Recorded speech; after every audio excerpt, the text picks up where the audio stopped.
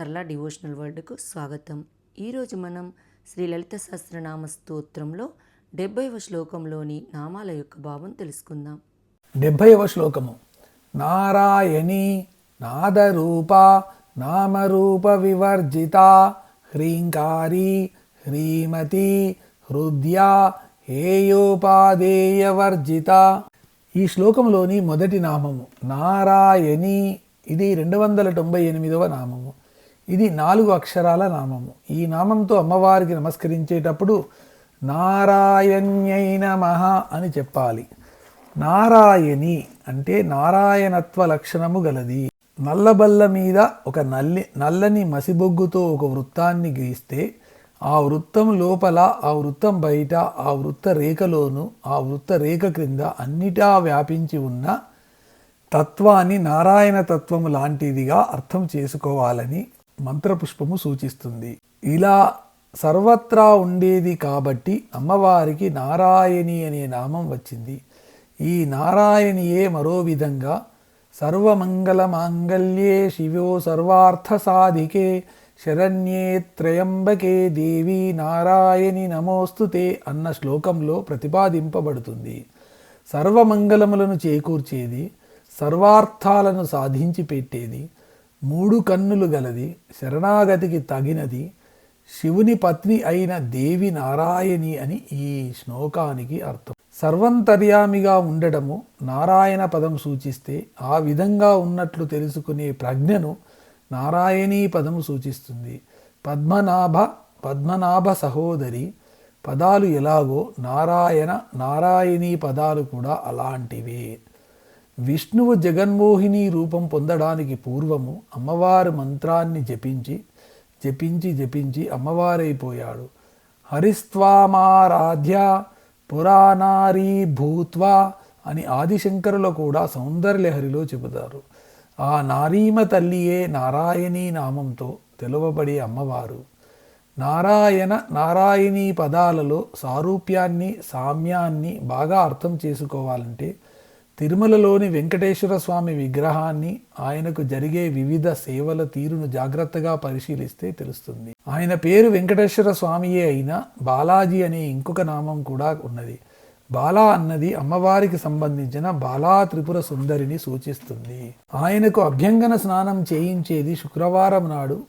మగవారు సాధారణంగా శుక్రవారము తలంటు పోసుకోరు, ఆడవారే శుక్రవారము తలంటు పోసుకుంటారు. వెంకటేశ్వర స్వామిని బిల్వపత్రాలతో కూడా పూజిస్తారు. ఇది కూడా అమ్మవారికి సంబంధించినది.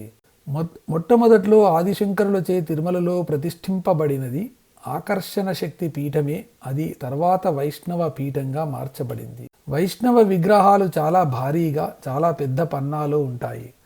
అనంత పద్మనాభస్వామి, వరదరాజస్వామి, గోవిందరాజస్వామి, జగన్నాథస్వామి వాటితో పోలిస్తే తిరుమల వెంకటేశ్వరుడు చిన్న పరిమాణంలో ఉన్నట్లే. అభిషేకం చేసే రోజు వస్త్రాలు, ఆభరణాలు తీసినప్పుడు జాగ్రత్తగా పరిశీలిస్తే విగ్రహానికి ఎక్కువగా అమ్మవారి లక్షణాలు ఉన్నట్లు తెలుస్తుంది. ఇవన్నీ ఎందుకు వ్రాస్తున్నానంటే తిరుమలలోని దేవుడు శక్తి అని, అమ్మవారేనని నిరూపించడం కోసం మాత్రం కాదు. నారాయణికి భేదం లేదని తెలియచెప్పేందుకు వెలసిన దైవంగా తిరుమలేశుని అర్థం చేసుకోవాలనడం కోసం మాత్రమే. శివుడనే నిర్గుణ బ్రహ్మాండానికి చీర రవిక ధరింపచేస్తే, నారాయణి పంచ ఉత్తరీయం ధరింపచేస్తే నారాయణుడు అవతారంగా విధంగా అర్థం చేసుకోవచ్చు. నారాయణత్వ లక్షణము గలది, సర్వంతర్యామిగా ఉన్నట్లు తెలియు ప్రజ్ఞ అనేవి ఈ నామానికి అర్థాలుగా చెప్పుకోవచ్చును. తర్వాతి నామము నాదరూప. ఇది 299వ నామము. ఇది 4 అక్షరాల నామము. ఈ నామంతో అమ్మవారికి నమస్కరించేటప్పుడు నాదరూపాయై నమః అని చెప్పాలి. నాద అంటే నాదము యొక్క, రూప అంటే రూపము అయినది. అవ్యక్తం నుండి వ్యక్తమైన ప్రథమ రూపమే నాదము. నాదాఖ్యా సర్వభూతేషు జీవరూపేణ సంస్థిత. సర్వభూతాల్లోనూ నాదరూపంగా, జీవరూపంగా ఉండి ఆది అంతము అనేవి లేకుండా సూక్ష్మంగా ఉంటూ ఎప్పుడూ నాశనము లేని అక్షర పరబ్రహ్మమే అమ్మవారు అని అర్థం చేసుకోవాలి. ఏది పలికినా ఉచ్చరించినా గొంతు నుండి వచ్చే నాదం యొక్క అవస్థా భేదాలే గదా. అందుకని అమ్మవారు నాదరూప. శ్వాస విడిగా ఉన్నప్పుడు దాని ప్రజ్ఞ దానిది, మన ప్రజ్ఞ మనదే. శ్వాస వాక్కు అయినప్పుడు ఆ రెండూ కలిసి నాదమవుతుంది. మనలో ఏ అంగముల యందు ఒత్తిడి లేకుండా గొంతు నుండి ఉద్భవించేది నాదము. ఉచ్చరించడానికి కావలసిన శక్తిని, ఉచ్చరిద్దామన్న సంకల్పాన్ని, ఈ రెంటినీ ధ్యానం చేస్తూ నాదాన్ని ఉచ్చరించాలి. అలా ఉచ్చరించినప్పుడు వెలువడే నాదాన్ని వింటూ ఉంటే మనకు తెలియకుండానే నాదము మనలోంచి వ్యక్తమవుతూ ఉంటుంది. అభ్యాసము చేసేవారికి ఈ విధంగా ఇంతసేపైనా నాదం వస్తూనే ఉంటుందని సాధనలో తెలుస్తుంది. నిలకడగా ఉన్న జలాశయము చిన్న రాయి తాకిడితో అలజడికి గురి కాబడి అనంతమైన తరంగాలనిస్తూ ఆ అలజడిని అంతటా ఆవరింపచేసినట్లు అనంతమైన ఆకాశంలో వ్యక్తము కాబోయే సృష్టి యొక్క బీజ పరిణామంలోని బిందువుగా ఉత్పన్నమైన విశ్వం అంతటా తన పరిణామాన్ని నామరూపాల్లో విస్తరించే అమ్మవారిని నాదరూప అని అనవచ్చును. నాదము యొక్క రూపమని ఈ నామానికి అర్థము. తర్వాతి నామము నామరూప వివర్జిత. ఇది 300 నామము. ఇది 8 అక్షరాల నామము. ఈ నామంతో అమ్మవారికి నమస్కరించేటప్పుడు నామరూప వివర్జితాయై నమః అని చెప్పాలి. నామ అంటే పేరు, రూప అంటే ఆకారము, వివర్జిత అంటే లేనిది. ఈ నామాన్ని చదివేటప్పుడు నామరూప వివర్జిత అని విడదీసినట్లు చదవడం జరగవచ్చు. అది తప్పు. మొత్తం నామరూప వివర్జిత అని కలిపి చదవాలి. లేకపోతే వివర్జిత అనేది ఒక నామమై అమ్మవారు వర్జింపబడేది అవుతుంది. ఏది పలికినా ఉచ్చరించినా గొంతు నుండి వచ్చే నాదం యొక్క అవస్థా భేదాలే కాబట్టి అమ్మవారిని నాదరూప అన్నారు.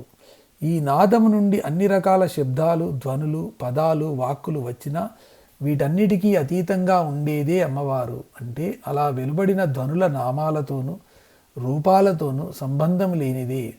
నినాదాలు ఎన్ని రకాలుగా ఉన్నా నాదం ఒక్కటే. ఆ నాదమే అమ్మవారు.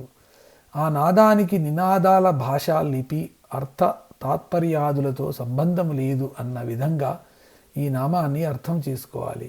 చైతన్య ప్రకృతికి 5 అంశాలుంటాయి. అవి నామ, రూప, అస్థి, భాతి, ప్రియములు.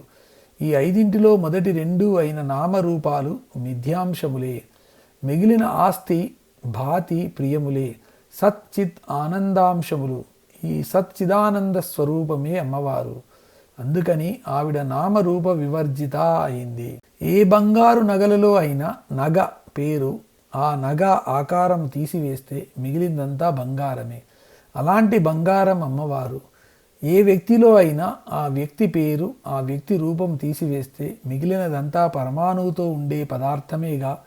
నామరూపాలు లేని ఆ పదార్థమే ప్రకృతి స్వరూపిణి అయిన అమ్మవారు అని గ్రహించాలి. నామరూపములకు అతీతముగా ఉండునది అని ఈ నామానికి అర్థము.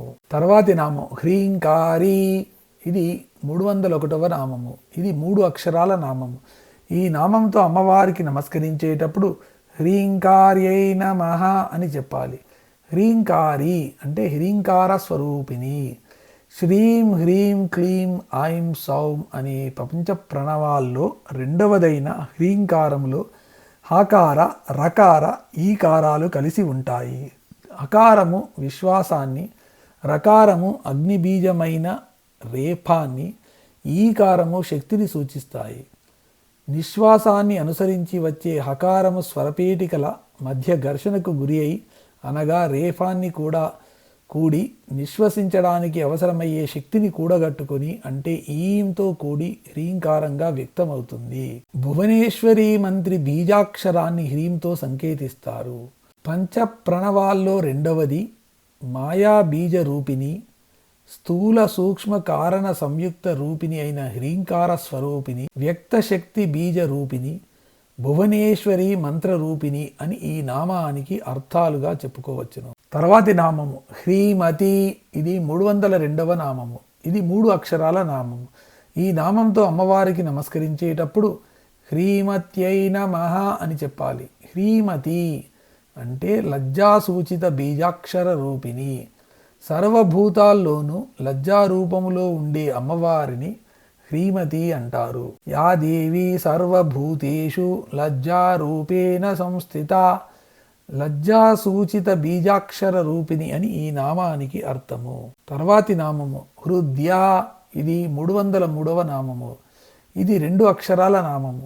ఈ నామంతో అమ్మవారికి నమస్కరించేటప్పుడు హృద్యాయై నమః అని చెప్పాలి. హృద్య అంటే హృదయమునకు ఆనందము అయినది. హృదయానికి సంబంధించిన తేజస్వంతమైన ధాతువును ఓజస్సు అంటారు. శరీరం లేని జీవునికి శరీరము ధరించాలని కోరిక ఉంటే ఆ కోరిక ఒక దంపతి హృదయాల్లో ఓజస్సులాగా ప్రారంభిస్తుంది. ఇక్కడ పుడుదామనే అభిలాషలాగా గర్భంలో వ్యక్తమవుతుంది. అటుపైన అదే ఓజస్సు పుట్టినవాడి హృదయములో తేనెబొట్టులాగా మరణం వరకు ఉండిపోతుంది. ఆ ఓజస్సే ప్రతి వ్యక్తి హృదయంలోనూ తీపి అనుభూతికి కారణమవుతుంది.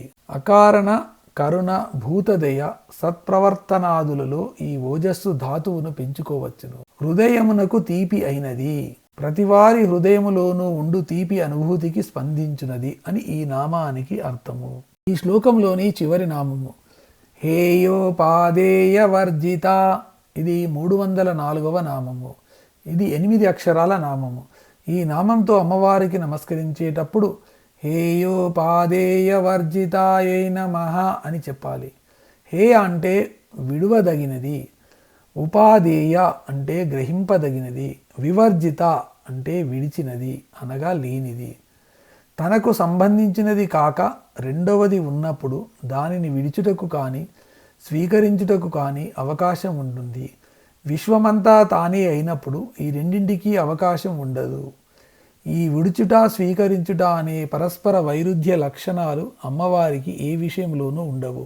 చివరకు భక్తుల విషయంలో కూడా వాడు పనికిరాని వాడు కాబట్టి వదిలేయాలి, వీడు పనికి వస్తాడు కాబట్టి స్వీకరించాలి అని కూడా ఉండదు. అందరి మీద సమానంగా అనుగ్రహాన్ని వర్షిస్తుంది. అయితే ఆ అనుగ్రహాన్ని పొంది బాగుపడే గుణం వారిలో ఉండాలి అంతే. చంద్రుడు పక్షపాతం లేకుండా వెన్నెలను అడవి మీద చలవరాతి మీద రెండిటి మీద సమానంగానే వెదజల్లుతాడు. అయితే అడవిని కాచిన వెన్నెలకు పనికి రాకుండా పోతుంది. చలవరాతి సౌధం మీద మరింత చల్లదనాన్ని వైభవాన్ని చేకూరుస్తుంది. వెన్నెలను వర్షింపచేసే చంద్రుణ్ణి తన ఎడమ కంటిగా కలిగిన అమ్మవారు కూడా అంతే అని సౌందర్యలహరిలో చెప్పారు. విడువతగినవి గ్రహింపతగినవి అనునవి ఏవియూ లేదనిది ఈ నామానికి అర్థంగా చెప్పుకోవచ్చును.